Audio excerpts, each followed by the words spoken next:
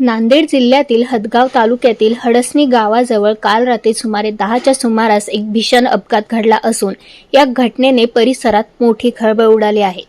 निवघा बाजार येथील यशवंत नरवाडे हे आपल्या आई रेखाबाई नरवाडे आणि आत्या अनुसयाबाई लोणारे यांना एका दुचाकीवरून घेऊन जात होते।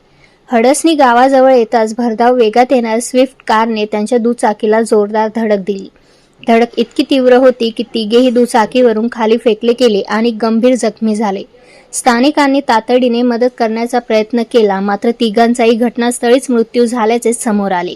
या अपघातानंतर काही काळ वाहतूकही विस्कळीत झाली होती। घटनेची माहिती मिळताच पोलीस घटनास्थळी दाखल झाले आणि पंचनामा करून पुढील तपास सुरू केला आहे। या दुर्दैवी अपघातामुळे संपूर्ण परिसरात शोककळा पसरली असून मृतांच्या कुटुंबियांवर दुःखाचा डोंगर कोसळला आहे।